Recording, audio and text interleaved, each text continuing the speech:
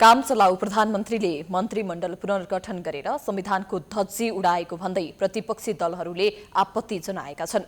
कसैले राष्ट्रघात भनेका छन् त कसैले भारतलाई खुशी बनाएको आरोप लगाएका छन्।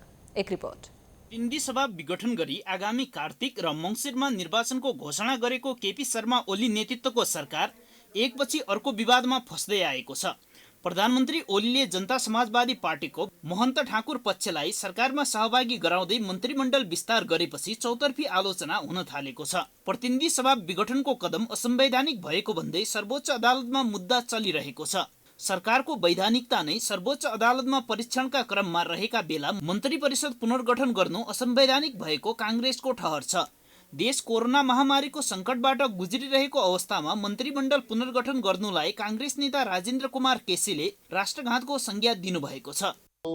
पार्लियामेन्ट प्रतिको आक्रमण हो र यो जनता प्रतिको घात हो र यो राष्ट्रघात हो र अहिले कोभिडको महामारीले अहिले चाहिँ 3 जना उपप्रधानमन्त्री बनाएर यो नौटङ्की यो प्रजातन्त्र प्रति लोकतन्त्र प्रतिकै आक्रमणको रूपमा हामीले लिएका छौँ।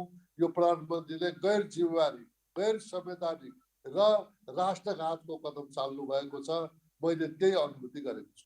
चुनाव घोषणा गरेर कामचलाउ भइसकेको सरकारले मन्त्री थप्नु व्यावहारिक दृष्टिकोणले र संवैधानिक दृष्टिकोणले पनि उचित नदेखिने नेकपा माओवादी केन्द्रको टिप्पणी छ। माओवादीका नेता लीलामणि पोखरेलले त प्रधानमन्त्री ओलीको माध्यमबाट भारतीय हस्तक्षेपको छाया देखिएको समेत जिकिर गर्नुभयो।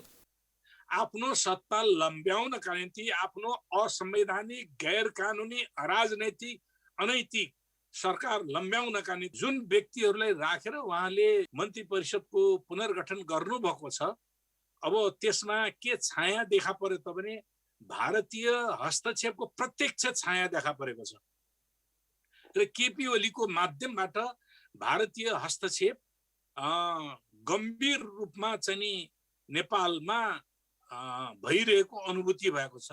प्रधानमन्त्री ओलीले संविधान मिच्दैछन् भनेर बारम्बार आफूहरूले भन्दै आएको कुरा मन्त्रीमण्डल पुनर्गठनले पुष्टि भएको माधव झलनाथ पक्षका नेता विरोध खतिवडाले बताउनुभयो। केपी ओलीले संविधान मिच्दैछन् भन्ने कुरो बारम्बार हामीले भन्दै आएका थियौँ, पुष्टि पनि हुँदै आएको छ। यो पुनर्गठनले झन् पुष्टि गर्यो। संविधानलाई जलाउनेहरूलाई उहाँले आफूले मात्रै संविधान मिच्दै जानु भएन, संविधानलाई जलाउनेहरूलाई पनि ल्याएर मन्त्रीमण्डलमा सामेल गर्नुभयो। केपी ओली वामपन्थी विचारधाराबाट च्युत हुँदै दक्षिणपन्थी र दलाल पुँजीवादको भाषमा फस्दै जाँदैछन्। रको मान्छेहरूलाई मन्त्रीमण्डलमै सामेल गरियो। 15 जना सदस्य लिएर आएको राज्यपाललाई 10 वटा मन्त्री दिएर गरेको सम्झौता हेर्नुहोस्। यिनी कति कमजोर कति लाचार भइसके दक्षिणको शक्तिको अघितिर भने जे हुने त्यही इसारा।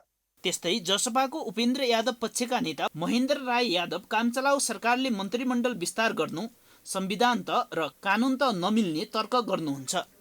यसमा हाम्रो पार्टीले अब यो काम चलाउ सरकार हो, यो संविधानले पनि कानुनले पनि पुनर्गठन गर्नुपर्ने अवस्था छैन।